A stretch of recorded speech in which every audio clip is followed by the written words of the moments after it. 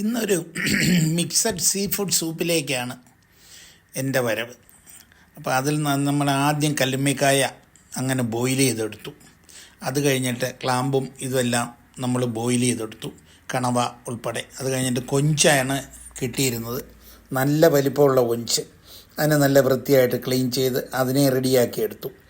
അങ്ങനെ എടുത്ത ആദ്യം ക്ലാമ്പിൻ്റെ മീറ്റ് എടുത്തു, കല്ലുമ്മക്കായുടെ മീറ്റ് എടുത്ത് മാറ്റി വെച്ചു. അതിൻ്റെ ഷെൽസാണ് ആ കാണുന്നത്.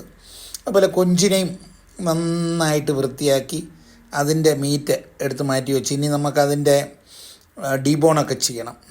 ഡീബോണൊക്കെ ചെയ്തെടുത്ത് ഒരു പാത്രത്തിൽ വെള്ളം വെച്ച് ഉപ്പ് മാത്രം ഇട്ടിട്ട് ഈ നമ്മുടെ കണവയുടെ ഹെഡും കാര്യങ്ങളും എല്ലാം ഇട്ട് ഞണ്ടും ഓരോ കഷ്ണമായിട്ട് ഞണ്ടും ഇട്ട് നന്നായിട്ട് അത് ബോയിൽ ചെയ്യണം. കാര്യം ഇതിൻ്റെ സൂപ്പ് നമുക്ക് എടുക്കണം, അതുകൊണ്ട് വേറെ ഒന്നും ചേർക്കുന്നില്ല, സോൾട്ട് മാത്രമേ ചേർക്കുന്നുള്ളൂ. പിന്നെ അതിലേക്ക് നമുക്ക് അല്പം നാരങ്ങ നീരൊക്കെ ചേർക്കാം, അത് വഴിയേ വരാം.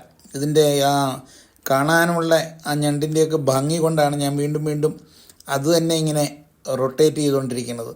അപ്പോൾ ഞണ്ട് ശരിക്കും പറഞ്ഞാൽ ഏതാണ്ട് 2 കിലോയോളം ഉള്ള ഞണ്ടായിരുന്നു. അത് നല്ല മാംസവും ഒക്കെയുള്ള ഞണ്ടാണ്. അപ്പോൾ അതിനെ നല്ല വൃത്തിയായിട്ട് കഴുകിക്കൊണ്ട് വന്നിട്ട് അതിനെ നമ്മൾ ഇതിലേക്ക് ചേർത്തു. പിന്നെ കൊഞ്ച്, ഡീബോണൊക്കെ ചെയ്ത കൊഞ്ച് നമ്മൾ അതിലേക്ക് ആഡ് ചെയ്തു. അപ്പോൾ കൊഞ്ച് ആഡ് ചെയ്ത് കഴിഞ്ഞപ്പോഴത്തേക്കും പതുക്കെ ഈ വാട്ടർ ബോയിൽ ചെയ്യുമ്പോഴത്തേക്കും നമുക്കതിൻ്റെ കളറൊക്കെ മാറി വരുമല്ലോ. അപ്പോൾ അങ്ങനെ ആ സമയമായപ്പോഴത്തേക്കും പിന്നെ നമ്മൾ അതിലേക്ക് കണവ ആഡ് ചെയ്തു, കല്ലുമ്മക്കായ ആഡ് ചെയ്തു.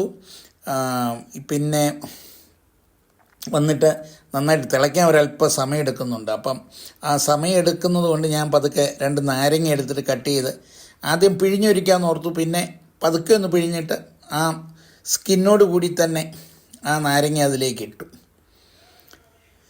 എന്നിട്ട് കൊഞ്ച് ഏതാണ്ട് ഫുൾ ആഡ് ചെയ്ത് കഴിഞ്ഞിട്ട് പതുക്കെ 1-2 പ്രാവശ്യം ഇളക്കി കൊടുത്തോട്ടെ. ഈ പാത്രത്തിൽ ഇളക്കാൻ ഇത്തിരി ബുദ്ധിമുട്ടാണ്. അതൊക്കെ അങ്ങനെ ബോയിൽ ചെയ്തതിൻ്റെ കളറ് മാറി വരുന്നുണ്ട്. ആ കളറ് മാറി വരുമ്പോഴത്തേക്കും നമ്മളൊരു സോസ് ഇപ്പോൾ പ്രിപ്പയർ ചെയ്യാൻ വെച്ചിട്ടുണ്ട്. ബട്ടറിനെ മെൽറ്റ് ചെയ്യിച്ചിട്ട് അതിൽ ഗാർലിക്കും ബട്ടറും ഇട്ടിട്ട് ആ കൂട്ടത്തിൽ അല്പം സോൾട്ടും അല്പം പപ്പരിക്ക പൗഡറും അല്പം ബ്ലാക്ക് പെപ്പർ പൗഡറും ഇട്ടു. ഇതിലേക്ക് കണവയും ഈ 5 കൂട്ടം സീ ഫുഡ്സും ഒന്നിച്ചിട്ടതാണ് ഇതിൻ്റെ അകത്ത്.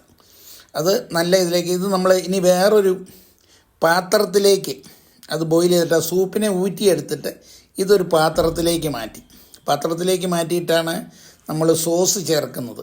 കാര്യം അത് സൂപ്പിൻ്റെ വെള്ളം മാറണമല്ലോ. സൂപ്പിൻ്റെ വെള്ളം നമുക്ക് വേറെ കുടിക്കാൻ മാറ്റി വെച്ചിട്ട് അതിൽ കുറച്ച് കൊറിയാണ്ടർ ലീവ്സൊക്കെ ഇട്ടിട്ട് അത് സൂപ്പാക്കി എന്നിട്ട് നമ്മൾ ആ സോസിനെ പ്രിപ്പയർ ചെയ്യുന്ന സോസിനെ നന്നായിട്ട്, ഗാർലിക്കാണ് അതിൽ കൂടുതലുള്ളത്, ഗാർലിക്കും പെപ്പറും പപ്പരിക്കയും ബട്ടറും ഇട്ടിട്ട് അതിനെ നമ്മൾ ഈ പാത്രത്തിലേക്ക് തന്നെ മിക്സ് ചെയ്തെന്ന് പറഞ്ഞാൽ അതിനെ ഒരു ഇട്ടൊന്ന് സോക്ക് ചെയ്തെടുക്കാനായിട്ട് കുറച്ചൊന്ന് സോക്ക് ചെയ്തെടുത്ത് കഴിഞ്ഞപ്പം ഇതിൻ്റെ ഈ വലിപ്പം കൊണ്ട് അതിനങ്ങനെ ഫ്രീ ആയിട്ട് ഇളകി കിട്ടില്ല.